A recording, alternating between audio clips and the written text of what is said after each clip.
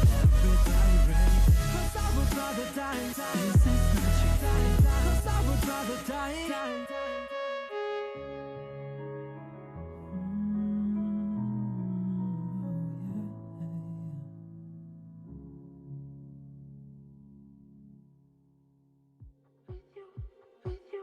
Take me where I wanna go. I know that you know I know. The only place I wanna go, yeah. You know, yeah. With you. Take me where I wanna go, yeah. I know that you know I know. There's no place that I'd rather go. You know, yeah. Take me where I wanna go, yeah. I know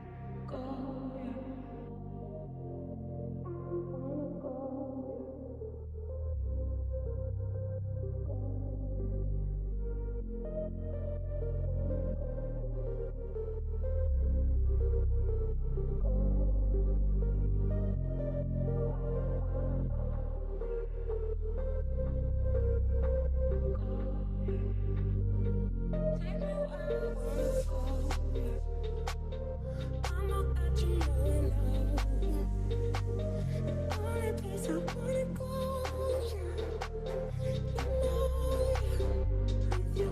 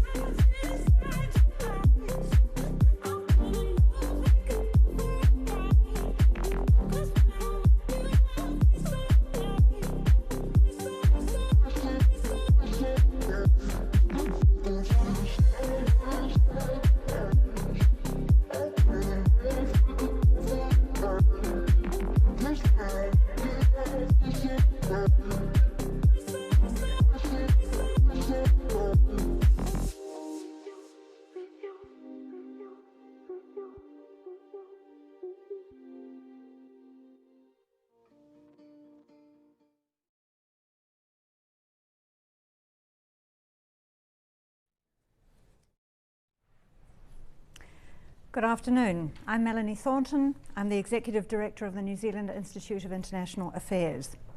We're delighted to be hosting this live stream event with the Minister of Trade, the Minister for Trade and Export Growth, the Honourable David Parker, and the Associate Minister for Trade and Export Growth, the Honourable NZIAA. The COVID-19 pandemic has been a huge challenge for this country, and we'll need trade to drive our recovery from the economic fallout that's ensued. So it's going to be vital today to hear about this trade recovery strategy. Before we commence, I'm going to just run through what will happen today. Minister Parker will speak for about 8 to 10 minutes, and then he and the Associate Minister will participate in a 20-minute Q&A with our trade expert, Sarah Patterson. Sarah's worked on agriculture and trade issues for almost 20 years. She's taught trade policy to officials, as well as representing New Zealand in WTO disputes.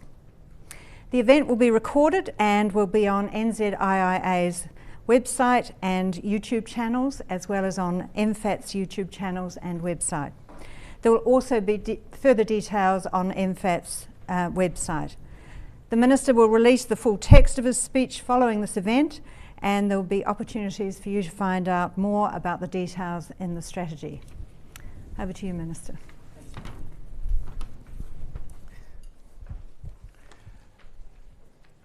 Thanks, Sarah, for chairing this event, and Melanie for that introduction, and thanks for those people who've come along, an enormous audience. Before I get to our trades recovery strategy, I want to tell you a bit about the work we did when the crisis hit and how New Zealand's trade policy has responded to the COVID crisis. As the crisis unfolded internationally, I think we were all alarmed at the sudden uptick in protectionist measures. At one point, nearly 80 World Trade Organization members had notified more than 100 new restrictions or other barriers in place. To make matters worse, some of the major economies began to introduce further subsidies for their farmers. The direction of travel was worrying. We were intensely focused on protecting New Zealand's trade and supply links. This was to ensure that New Zealand could continue to access essential goods, medicines, personal protection equipment, COVID-19 test kits and so on, as well as keeping New Zealand goods flowing to our trading partners. For example, the New Zealand-Singapore air freight project is an example, and it's helped us access essential medical supplies brought in through Singapore, while at the same time meeting Singapore's food security needs with New Zealand's agricultural exports. In terms of wider trade policy, our immediate response to the crisis has been a combination of energetic trade diplomacy and reform. One of my first calls was to my Singaporean colleague. Together we agreed that as a small trade-dependent countries, we couldn't stand by as the old certainties about the benefits of trade were washed away. And we committed to push back together on what we were seeing unfolding internationally. Within 24 hours, we had a bilateral statement issued, and 3 working days later, 7 other countries, including our closest partner and other P4 partners, Brunei and Chile, they all joined us along with the G7 economy, Canada and others.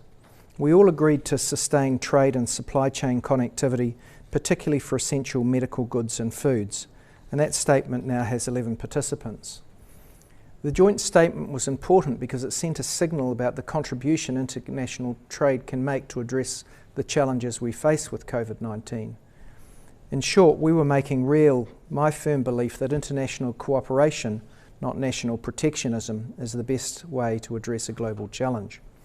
With signatories to the statement growing both in numbers and the collective economic heft represented, we're also demonstrating that New Zealand isn't alone in this belief. In practical terms, New Zealand also immediately gave effect to the statement by unilaterally suspending tariffs on medical and PPE-related goods. In some countries, tariffs on imported medical equipment and supplies are hindering their COVID response by increasing the cost of those goods through tariffs. Alongside this unilateral action, and in parallel with the joint ministerial statement, we also concluded a negotiation on essential COVID-19 goods with Singapore. The New Zealand-Singapore Declaration on Trade in Essential Goods removed tariffs and expedites trade flows on a wide range of COVID-19 response-related products. Again, this gave real substance to the objectives of the earlier joint substance. We also joined another ministerial statement together with Singapore, Canada, South Korea and Australia, aimed at facilitating the flow of goods and services as well as the movement of essential workers. In addition to reiterating our commitment to avoiding supply chain disruptions and protectionist trade measures, we also opened the door to working together to eventually facilitate the resumption of essential cross-border travel, while still, of course, safeguarding public health goals. These initiatives are all important counterpoints to the array of restrictions that we've seen some countries rush to implement. And while we were doing this, we were also working on the nuts and bolts of international trade. We were looking to resuscitate our air links and connectivity by standing up air freight facilities to support trade flows at the same time. This followed on from various ministers calling various airlines and countries as the crisis unfolded, when we discussed the desirability of all countries doing their bit to sustain air and sea transport links. In addition to meeting New Zealand's critical trade needs as the crisis unfolded, it was about laying the foundation stones for our short to medium term trade recovery strategy, which involves a significant recalibration of our approach to trade policy. In my opinion, most countries will consider whether increased stockpiles or local manufacturing capacity of some medicines, PCR testing reagents and personal protection equipment is needed. This is already provided for under our trade agreements, but this does not mean that we will in New Zealand manufacture our own cars or computers. We will remain reliant on trade to export what we produce well in order to fund the imports we need. So there is no question that trade will be a critical enabler of post-COVID-19 economic recovery. Who that trade is with depends on reciprocal relationships. It's important, with 1 in 4 of New Zealanders' jobs dependent on exports, and our knowledge that exporting firms are generally more productive, employ more staff and pay better wages. It's clear that rebuilding our international connectivity in general, for our tradable sector in particular, can help drive our recovery, including an expansion in employment incomes, innovation and productivity. The trade recovery strategy that I'm outlining today sets out how we're going to achieve that, from helping businesses get through the disruption of a global pandemic to recalibrating trade policy to navigate a turbulent environment. We want to protect the global trade systems and rules that have served New Zealand so well over many years and ensure that we are best placed to seize new opportunities for export and investment. None of us are under any illusion about the scale of the task. The current global shock from COVID-19 is both a demand and a supply side shock, and that makes it particularly challenging for all countries, including New Zealand, which is an open and internationally connected economy. The World Trade Organization trade forecasts predict that world merchandise trade will reduce by between 13 and 32% in 2020. The OECD estimated in April that on average the drop in economic output in each country caused by COVID-19 is equivalent to a decline of GDP of 2% for each month that strict virus containment measures continue. I suppose that illustrates, amongst other things, how lucky we are that at least at this stage of the COVID pandemic we're through the worst of that first surge. The trade challenges caused by COVID-19 are occurring against a backdrop of what were already turbulent times. Even before COVID-19 hit, the golden weather for New Zealand trade policy, which we enjoyed between 1995 and 2019, had well and truly ended. Our long-term trade strategy was designed to be able to adapt by shifting our points of emphasis for precisely the kinds of challenges that we see ahead of us today. It's one of the reasons why we've got this big and somewhat complex network of trade agreements. Now, as we face greater headwinds from nationalism and rising protectionism, which both become more pervasive and entrenched, global demand drops, businesses look to shorten supply chains, and travel restrictions affect tourism and education. Looking at our own statistics, we can see there are challenges ahead. But with the right trade recovery strategy, and by working closely with exporters to ensure that strategy reflects their needs and priorities, we can navigate through this. Our overall goods exports, concentrated in the primary sector, have remained largely steady through the pandemic, although there was a 4% dip for the month of April compared with the previous year. According to the provisional figures from 1 February to 13 May, goods exports were valued at 18.1 billion, only slightly down on the 18.3 billion for the same period in 2019, and still at record levels compared to all other years. By contrast, goods imports have dropped significantly during the same period, from 17 billion to 15.7 billion. The decline is accounted for predominantly by non-agricultural goods. Our key exporting services sectors, education and tourism, have of course been very hard hit by unnecessary border restrictions and actually by COVID ahead of those border restrictions. Overseas visitor arrivals in April were virtually zero, compared with 307,000 people arriving in April last year. A 2021 global trade recovery is predicted, and I'm optimistic that will be the case for New Zealand as well. Much hinges, though, on the duration of the pandemic international and how effective trading nations are in responding to it. For New Zealand's part, we'll be implementing our trade recovery strategy designed to get our export sector back up and running and contributing to the wider economic recovery. There are three interrelated elements to the strategy, and I want to go into a little detail of these. First is supporting exporters. We've allocated an additional $216 million over 4 years to NZIAA in last month's budget, and this will enable them to offer in-market services to twice as many exporters. They currently focus on 700 high-growth firms. That has doubled to 1,400, with improved internet-based services for other exporters. This is combined with an emphasis on cross-agency support to help businesses both offshore and in New Zealand, and that support comes from MFAT and other agencies. These things will help the export sector weather the disruptions brought on by the COVID-19 pandemic, and it strengthens the role of trade and our exporters as a driver of economic growth. The second part of our strategy is to reinvigorate international trade architecture.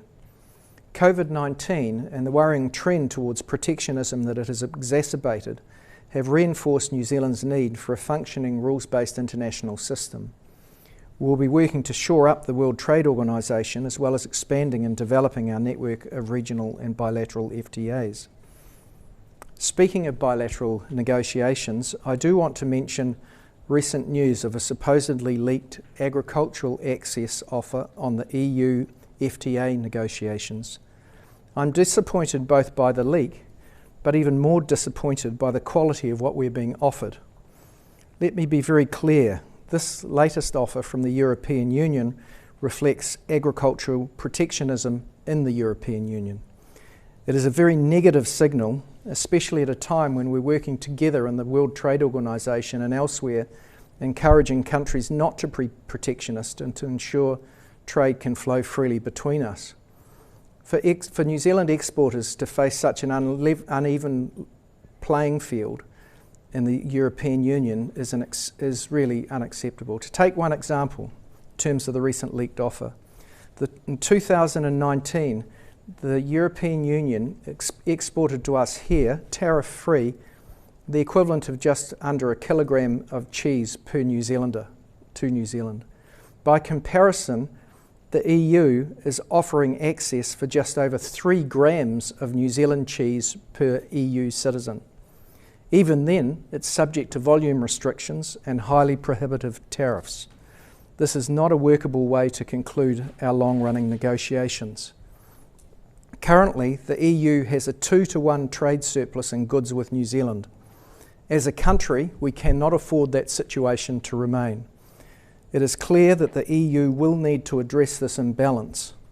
I ask, how else post-COVID would New Zealand maintain a social licence for trade? I'm speaking tonight with my counterpart, the European Union Trade Commissioner Hogan, to register very clearly my dissatisfaction and disappointment with this offer, as well as the fact of its leak. The next aspect to our trade recovery project is refreshing key trading relationships. The disruptions caused by COVID have highlighted the importance of providing our exporters with access to a wide range of markets. While the decisions about where to export and how to diversify are ultimately down to the private sector exporters themselves, providing new or expanded access through our forward pipeline of free trade negotiations to markets like the EU, of which I've already spoken, the United Kingdom and South America, will give them more options to work with. Our trade recovery strategy is underpinned by our Trade for All agenda as we respond to social and economic well-being impacts of COVID-19. Late last year, the Trade for All Advisory Board presented a series of recommendations on how New Zealand trade policy can deliver better for all New Zealanders. The work that we were doing to respond to these recommendations just before the lockdown is reflected on how we're approaching the trade recovery strategy. I strongly believe that we need to trade to get us through this crisis, but I also believe that trade must work for all New Zealanders. The short to medium term trade recovery strategy that's already been outlined will help us with that. I don't have any further comments to make at this stage, and happy to move to questions. Thanks. Thank you very much, Minister, for those opening remarks.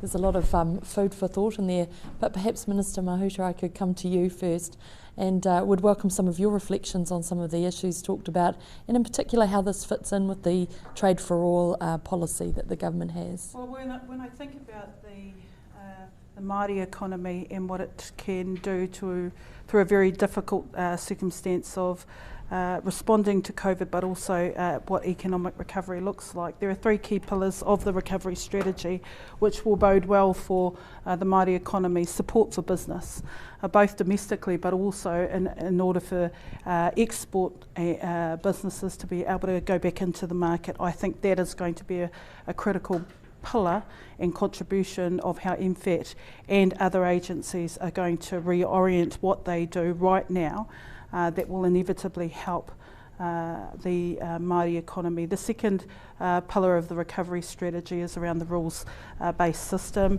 and as a small country that is pushing out and continues to punch above our weight in terms of advocating for what we do really well and gaining more value from what we do really well. And I think again for Māori it's in the primary sector, food and fibre, beverage, continuing to maintain vigilance on the trade agreements and how that derives advantage to the SME sector, I think will be good for Māori as well. And then the third part of the pillar is around relationships and deepening relationships. And I think we are in unexplored territory about how Māori can provide another entry point for how relationships could look in a post-COVID environment, because there are many characteristics around the Māori economy that I think is of value to New Zealand. The resilience of how Māori are participating certainly in the primary sector, the intergenerational perspective, the climate aware kind of reorientation in agricultural practices underpinned by our strategy here in New Zealand, they all bode well. So the relationships that we might be able to forge in markets where there is a high value on that intergenerational long-term perspective could be just another area where we can reach out and reach into the types of agreements we have with countries. So, there are challenges. The recovery strategy affords us opportunity in particular to work with the SME sector, of which Māori make up a key part. And as we build our brand value, our story, and we add that to what we want to continue to send to market in a post-COVID context, I think Māori are responding well to the opportunity ahead. But then we would expect that, because Māori are a part of the New Zealand economy and integrated. How do you see Māori enterprises and Māori business participating in helping to implement this strategy going forward? Well, during COVID, like Minister Parker, I took soundings across a broad section of the Māori productive sector, and what they were identifying is that because we are invested in the long term in the way in which we pivot in a post-COVID context, we're looking to the value aspects of how we might be able to ensure that we gain more value as we're reorienting during this period of time. They were talking about areas of specialised processing and manufacturing as a real opportunity on the back of the government leaning into R&D and opportunities to add value to their contribution. So they're very optimistic. They know there's a challenge ahead. And I think that, again, forebodes well for the New Zealand economic recovery.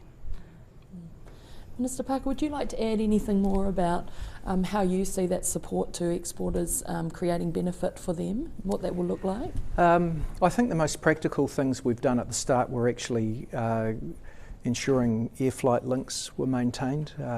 Sea transport's been running pretty well, although there was some nervousness around that. I suspect that's abating a little. In respect of the exporters from New Zealand who can't travel to their export markets, they're more reliant on third-party representation of their interests offshore. And therefore the advice services that are provided both by MFAT but also NZIAA become relatively more important for them, which is why we've effectively funded them to double the number of companies that they can give intensive services to, and are also providing internet-based services for the others for whom we don't have that same level of service. In respect of longer-term issues, really trade access is important. We've had a bit of a frustrating day on that in New Zealand, I've got to say. You know, we're one of the last liberal democracies in the world not to have a free trade agreement with the European Union. And if what we're seeing from this leak is correct, well, it's a derisory offer, which just won't close that agreement. And you know, as I said in that speech, you can feel how strongly I feel that, because I personally think Europe needs this agreement more than we do, and they're not going to get an agreement on those terms because it will be patently unfair. And if we can't get, after all these decades of negotiation with the European Union, to a decent point, then they might like to think about what the alternatives will be in terms of the strength of their trading relationship with New Zealand, which currently runs in their favour at 2-1. Notwithstanding that particular hiccup in that negotiation, we continue. We don't give up on these negotiations, and we try to find out endpoints that are satisfactory to both sides.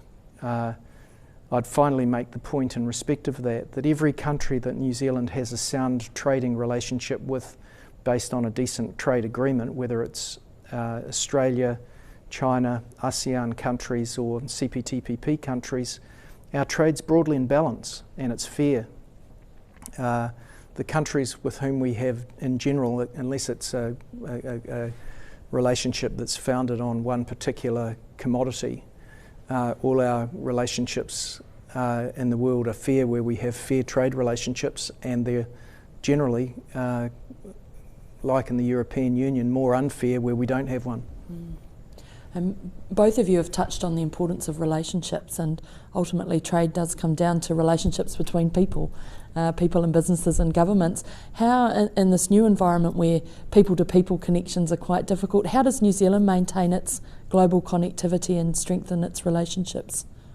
Well, when I think about the opportunity we have on the back of our domestic response to COVID, and a country that people can trust will make the best decision for people, I think the world is looking at that response and rethinking the way in which their relationship could be deepened in New Zealand. But we've also got a lot of advantages in terms of the story of how we produce products that go to market, and being really clear about the integrity of that. And I think there is a value in that. I know that Māori are very clear about the story attributed to what they produce, kai, in the food space, and the value that people attribute to that. The other aspect is our story as a country, I think, is a story that cuts across many universal principles, such as sustainability, kaitiakitanga, our ability to care for people and our land and our waters. Those are all universal attributes that only add value to what New Zealand has to offer on the international market. The only thing I would add to that is, as Nanai's already said, the New Zealand story exemplifies those attributes that underpin our brand proposition to the world, and we're refreshing that at the moment, and one of the things that we'll be leveraging off that is New Zealand's reliability when it comes to science and technology, which is amplified by how successful our science-based response to COVID-19 has been. So we would hope that New Zealand's reputation in the world will be further enhanced as a consequence of how the team of 5 million has helped get us this far. When you think about the rising concern that we've had as we've seen more protectionism come through. Obviously New Zealand, it's the team of 5 million, but in the world we're quite a small team. And there's some very big challenges. You alluded to the fact that going into this crisis there were already some challenges in terms of the WTO, our dispute settlement system and the rules-based trading system. How do you see this strategy taking us forward there, and what's the role that New Zealand can play? Well, you know, we've long had a reputation for fairness, and it's when you read books about the body politic in New Zealand, New Zealand's more about fairness than we are about certain other attributes that have ascendancy in other countries, and that fairness transcends our trade policy as well. On the other hand, we don't like to be taken advantage of. I really don't know how trade is going to end at the end of all this. It really depends more on other countries than it does on New Zealand. We will continue to work projecting ourselves into the world with our traditional strong partners, Australia, Singapore, Chile, the other countries that I've mentioned that have signed up to those agreements that we've already negotiated during COVID. But I think it's as yet unclear where the world lands. I think it's notable at the end of World War II that countries that wanted to find peace in the world thought that the fair share to resources and growth opportunities afforded by trade were an important part of the long-term peacefulness and prosperity of the world, and I remain of that view, that that's still true. But it worries me that we have such strong protectionism on the rise around the world, including with some of our traditional partners, that we may one day have to respond to at home. Minister Mahuta? Well, it might well be a strategy that requires the David and Goliath kind of attitude.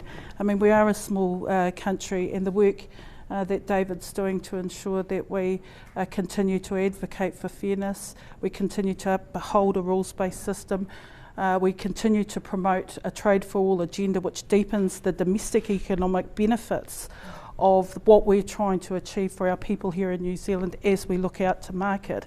All for bode well. And why? Because we're looking after our environment, we're looking after our people, we're reducing inequality by promoting fairness. So, you know, I think the post-COVID context requires that kind of a strategy. I think you've both touched on some potential strengths that New Zealand has in this new environment, and one of the other ones that you referenced, Minister, was that we've got quite diverse range of markets that we can export to, and the strategy talks about refreshing our key trade relationships. What does refreshing those relationships mean for you? Countries helping each other, recognising that that through international cooperation we are a better world and a more prosperous one. You know, we've had our challenges in New Zealand as in other countries with some of the supply lines during the height of COVID, and although that was nerve-wracking at the time, we managed to get through in no small part through international cooperation with our traditional partners. And we've also helped other countries overcome their challenges caused by COVID.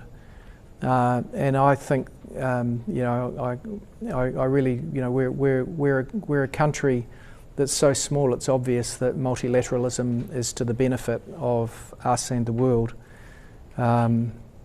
We can't necessarily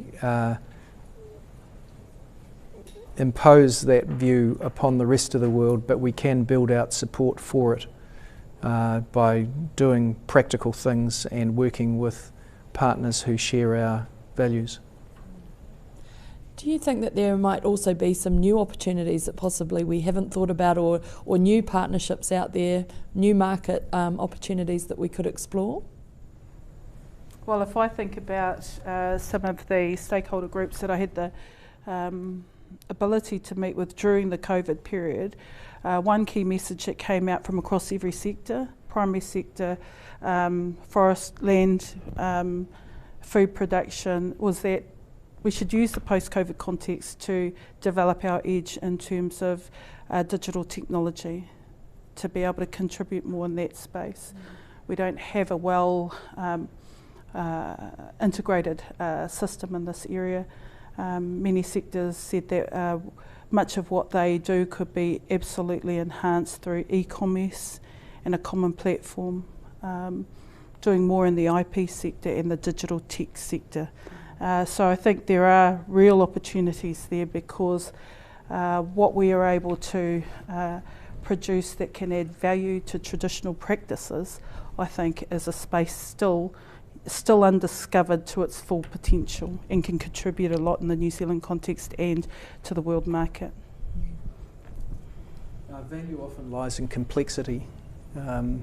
If the complexity of what it is that we offer to the rest of the world grows through appropriate investment in research and development and the technologies that that innovation brings, then that is a key to prosperity. And it's interesting that I get reports from New Zealand Trade and Enterprise on how our technology firms are doing, and our technology firms have largely fared very well through this crisis.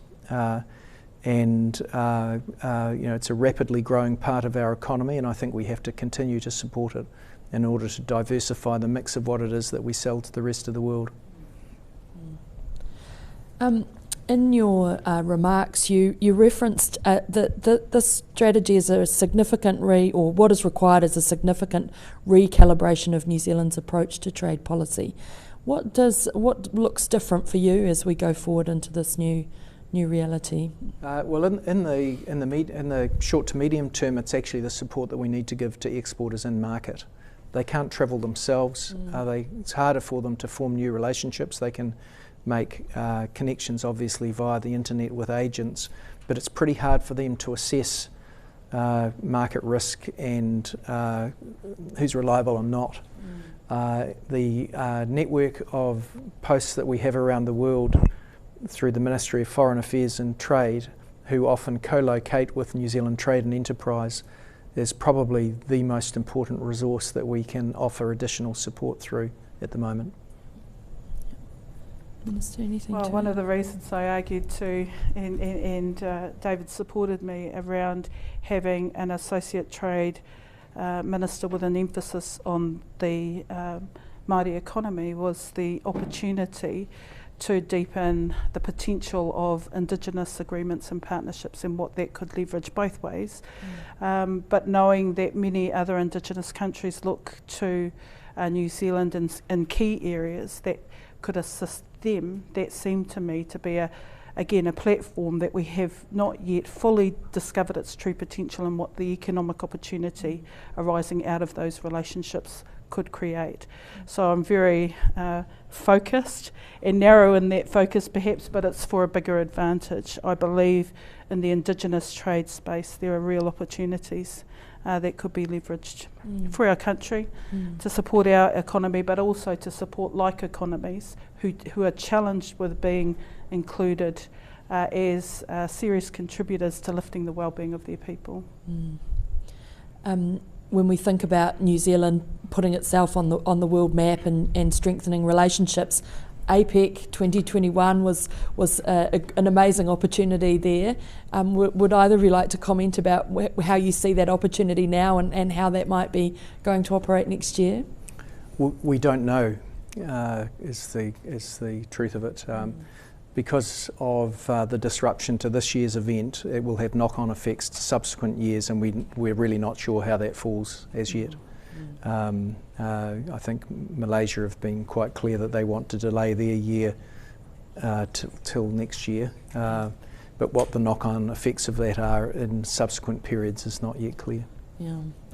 How important is APEC and our regional relationships?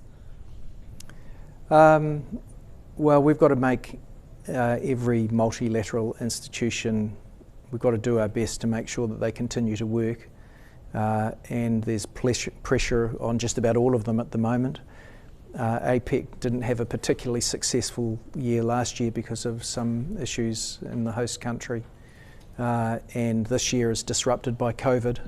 The WTO has had its own share of frustrations in recent years and is moribund. So we try and unlock those gridlocks everywhere we find them, including through APEC. In some ways, APEC becomes relatively more important given the problems that there are in other broader churches, if you like the WTO. So we see APEC as important. Yeah. What role does international investment play in the economic and trade recovery for New Zealand? Well, foreign direct investment's always been part of New Zealand's economic history and remains important. The main channel for foreign direct investment is actually through bank lending in New Zealand, and that's probably likely to remain the case. Our growing technology companies are often reliant upon larger markets in order to maximise their own potential. And they often choose to accept foreign capital as part of that growth journey in order to both facilitate the growth and the size of their firms, but also with some of the connections that it brings to other market economies. That said, one of the reasons that has been a route of choice for some companies has been the paucity of capital available to expanding technology firms in the New Zealand market, and that's one of the reasons why earlier this year we launched a fund to assist in early stage ventures getting their sort of second and third round capital funding, not to prevent them from accessing capital from overseas, which is a choice for them, but to try and ensure that they were doing that for the right reasons rather than because of a lack of adequacy of that part of the New Zealand capital market. A lot of the conversation we've had is around this sort of term trade architecture and trying to reinvigorate trade architecture. We've talked a little bit about some aspects of that, but perhaps you could say a little bit more about what you think that means in the context of either the WTO or potentially some new bilateral agreements or I think open plurilateral agreements as the term is, and what that might look like for us. Well, you know, this is this concept of open plurilaterals goes back through successive governments, actually, going back to P4, which was the precursor to CPTPP, where New Zealand, with some of our closest trade parties, chose to negotiate a set of rules that they thought would be appealing to other countries. And so it proved to be with CPTPP, which proved to, probably the most significant large trade agreement in the world in the last decade, I would suggest. Taking that concept forward, we've found that sometimes small countries like New Zealand and some of our smaller like-minded partners can agree fair rules in other areas. And we've got a couple of them on the go at the moment. We've got a digital partnership with Singapore and Chile, which tries to write some rules that are fair in respect of digital trade. We think we're getting ahead of some of the multilateral processes, which seem to be mired by delay and sometimes hostage taking by one party or another to those negotiations. Another example is an agreement on climate change, trade and sustainability, which we're negotiating with Costa Rica, Fiji, Iceland, Norway and Switzerland. Have I got that right? Is that right? That's the right list. The list gets much longer and I'll forget it, but we've also got interest being in Switzerland. Yeah. Did I say it? Oh, I've said it twice now. Sorry about that. And that tries to achieve improvements in trade in a way that benefits the climate, because we think using the wellbeing budget framework that Grant Robertson's adopted for the budget, it's an example of how we're trying to integrate environmental outcomes with trade policy so that they push in the same direction rather than against each other. Well, I mean, I think the thing that we will see that's different, that is underpinned by the Trade for All agenda, is the public interface of trade policy. And that's very important to us because no longer will it be people hidden away in a room negotiating some agreement that has no practical value for the people back home. So we're very mindful of that. We're very mindful of needing to engage the public in the conversation around how our trade policy benefits our national interest and what we might expect to see as we deepen the economic flow on benefits back to New Zealand.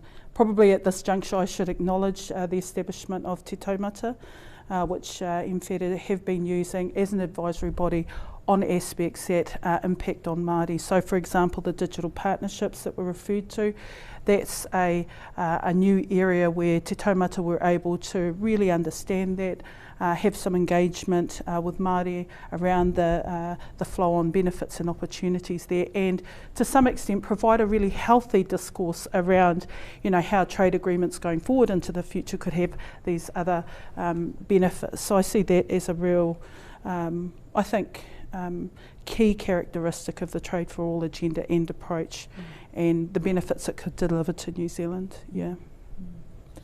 In terms of thinking of some of our major trading relationships, often it's observed that we're quite reliant on a few big partners, not just Australia, but China, also a very important market for New Zealand. What's your view about the level of diversification we have at the moment, or where there might be risks or opportunities in that space?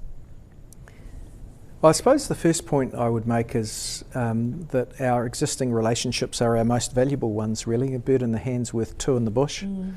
And diversification decisions are really not so much made by government as by the individual firms. Having said that, I can recall a conversation that I had about a year ago with some of the rock lobster participants who were 100% reliant on the Chinese market. Now, that was a very profitable strategy for them because they were getting a better price in China than they would get anywhere else. And that was made possible in part because of the terms of our free trade agreement with China. That company obviously suffered some disadvantage when the early stages of the pandemic were felt first in China. But that was a consequence of the decision that private enterprise company made for themselves. Now, you can see companies that have had their supply chains disrupted looking at whether they should diversify them, whether they should take steps to mitigate those risks for the future. Those are decisions for them.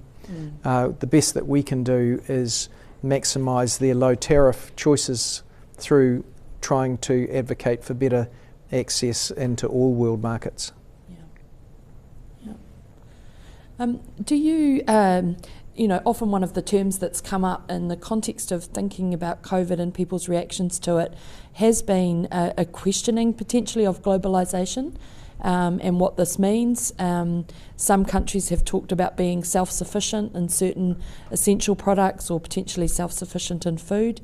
What sort of themes are you hearing when you connect with your colleagues and counterparts globally, and how do you see that sort of global dialogue playing out around the benefits of globalisation?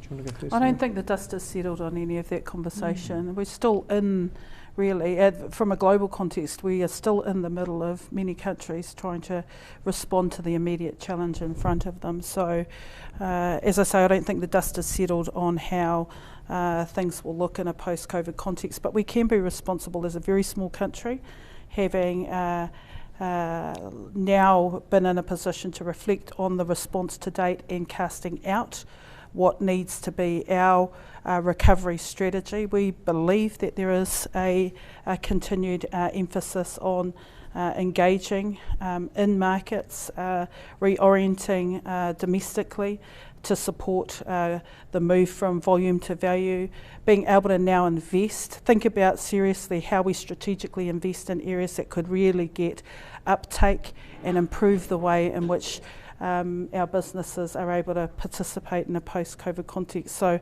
yeah, the dust hasn't settled, and I think it would be premature right now to actually cast anything too set in concrete. That's my view anyway. Yeah. I don't disagree. I agree. Excellent. So what happens now with this strategy? What's the next steps, and what sort of action and engagement can we expect to see? Well, as we speak, NZIAA, for example, are increasing their capacity in offshore offices so as to deliver the services that are funded in the latest budget. We are continuing to push forward with negotiating rounds virtually with our trading partners. We're bringing to a conclusion the Digital Economic Partnership Agreement, which is signed at the end of this week virtually between countries. So MFAT is progressing every aspect of that which we have talked about. Anything further? Yeah, I support that too. I mean, we're having this conversation today because as people are very much focused on the now and our response to the COVID challenge that we have in front of us, I think our assurance is that there is a strategy around how the economy recovers and what the strategy is in terms of our productive sector and what that looks like as we seek out opportunities and get things ready for when the world opens back up. We might be ahead of the game in some ways, but actually it gives us good time to invest on the areas where there is an opportunity for us to reorient. So I think about the Māori economy. This is the time now, and I'm clearly signalling to various sectors, this is the time now where the best thing we can do is actually plan for how we can reset and be contributing in a much stronger way to the economic recovery. But actually, I'm behind the 8 ball because the sector have said we thought about that from week 1 when lockdown occurred, and that's encouraging. That's encouraging. So, challenges ahead, but certainly opportunities. The recovery strategy and the immediate focus on business support for our SME sector, I believe, will have a significant positive impact on the Māori economy. And I welcome the collaboration and coordination of that effort right now. We haven't talked too much about our imports and our reliance on the world to supply us with some of the things that we don't produce here in New Zealand. I wonder if you wanted to add anything about our confidence that we can get the necessary goods and other inputs that we need to be able to be successful here in New Zealand. Well, I think the last few months proves that we can. Everyone's seen news about how it took a while to ramp up the production of reagents for the DNA tests to detect COVID, but those systems still worked. New Zealand, which is reliant on those international supply lines for test kits, has had one of the highest rates of testing in the world, and we've done that from those international supply lines. It has required some intervention at a government, at a minister to minister or departmental to departmental level at times, and at times like that you do rely upon your traditional relationships, but they've worked. I find that really reassuring. We've got, in Fisher and Paykel Healthcare, we've got a firm that supplies an absolutely essential part to the majority of high-end, or a huge percentage of high-end ventilators that are produced around the world. And they've managed to get their inward supply lines of parts to keep this going through this, worse than 100-year pandemic, and getting their outward goods flowing. So although the system has been stretched at times, it's still worked even for a country positioned at the bottom of the world, distant from other markets. What do you think is some of the most important opportunities that we've got that the crisis might have created for us? There's always two sides to a challenge, isn't there? There's an opportunity that might come through. What do you think they might be for New Zealand? Food. assurance. People being assured about the quality of food that we're producing here in New Zealand, and it's the trust and aspect of it. I think more and more, and we haven't yet assessed the value that other countries are going to put on the quality of food that we have always produced here in New Zealand, but the greater assurance around that whole food production pipeline. The other area could well be that we are continuing to specialise in the areas where we know we're good at, and the Minister spoke about that in the speech, and we're not going to be the country that's going to be making cars. We're going to be the country that builds on what we know we are already doing well and continue to do it even better. And the value that other countries put on that and seek out from us those things, I think will tell us inadvertently what we must continue to focus on. Proteins. These are all things that are already within our ecosystem of production. Yeah, I have a similar view. I think we have to work to maximise the value that is attached to New Zealand's attributes or our brand. Trustworthiness, freedom from corruption, honouring contracts, respect for human rights and civil liberties, democracy, fair trading relationships, respect for science, and the success that we've experienced as a country doing so well with COVID. All of those things, our environmental story, middle of COVID, we're actually still taking steps forward on water quality. All of these things I think underpin New Zealand's place in the world, and we have to maximise the value that we can bring home to New Zealand from those attributes as we trade with the rest of the world. What, if we think about food products in particular, often it is quite a protected area. That is where there is some protectionism that comes through. So how can this strategy help us to make sure that our wonderful food products are actually able to get to consumers who will value what we produce? Well, if you mean the transport links, we've got to, for our high value perishable goods, we've got to maintain air links, and that requires government support at the moment. That won't last forever. Those routes will eventually stand on their own feet again, but those interventions are both necessary and justifiable at the moment. In terms of what it is that we offer people, as Minister Mahout has already said, we offer people high quality goods that they can rely upon, both from a food safety and quality point of view, but also as representative of a lot of the other values that I think discerning consumers around the rest of the world value. I know that Damien O'Connor thinks that we should pitch ourselves as being the purveyors of quality produce to the world's wealthiest and most discerning consumers in order to maximise the return that we get. Anything to add to that, Minister? Well, the only other thing I'd say in relation to food is the whole production chain, so enhanced technology, because it's not about supplying, as we know, the mass food products there, but the quality of the food product and the way that we use technology to continue to attribute better impacts on the environment, and greater efficiencies in the way we produce food. It all sits within the same kaupapa, the same basket. Great. Well, that's a great place for us to finish. I think we've come to the end of the session. So can I just thank you both very, very much for spending this time with us and talking us through this new strategy. There is an email if people are wanting to provide some comments or ask any questions about it.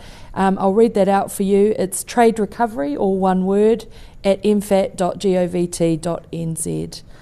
So thank you once again, and thanks, Sarah. Look forward to some comments coming through the website. Thank you.